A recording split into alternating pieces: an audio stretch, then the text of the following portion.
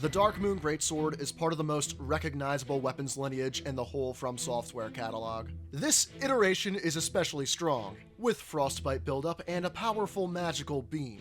It just so happens to be the weapon I have 136 copies of, considering I have married Ronnie the Witch 136 times. For your entertainment, I will have many pictures of these occasions, showcased in the upper left-hand corner throughout the video. Picking up the Darkmoon Greatsword is as simple as completing the longest side quest in the game. Ronnie's quest line has multiple start points, and more than one way to navigate through it. Just finish up the quest line by putting a ring on it. That is when you'll find the Darkmoon Greatsword as a suitable wedding gift. You'll notice immediately that the Darkmoon Greatsword has a modified moveset. We luckily have Frostbite status on this weapon. The R1s are shared with many other Greatswords, but the R2s are a unique horizontal swipe. That is where our Ash of War comes in. Our Ash of War, called Moonlight Greatsword, is a buff where we raise our sword into the air and give the sword a unique buff for a whole minute. Not only do we get extra damage and Frostbite on our weapon, but we get the famous beam attack for the duration of the buff. The beam in this game deals pure magical damage, and a considerable amount of frostbite and poise damage. Though in the recent DLC patch, the damage of the beam itself has been nerfed. What makes this one special is the amount of buffs we can stack onto it. The Ash of War is what activates our ability to use the beam.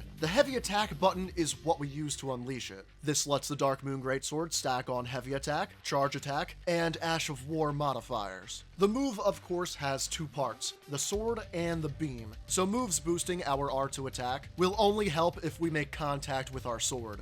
The two-handed sword talisman comes in handy here. If we fully charge the R2, the axe talisman will also give us a damage boost. The beam itself counts as a skill or spell, and these are boosted by the Godfrey icon. Finally, the Shard of Alexander luckily works here too. Despite us pressing the heavy attack button, the game still considers this the Ash of War. While I didn't use all these talismans simultaneously anywhere outside of testing, it's nice to know you have the option of so many different buffs on this weapon. While buffing up and making contact with a fully charged R2 will give us optimal damage, this is more easily done against base game enemies. For some DLC fights, using the weapon moveset or shooting the beams as fast as you can is simply more viable. A quick thank you to everyone that subscribed recently. Stay tuned and we may even get to 236 marriages one day.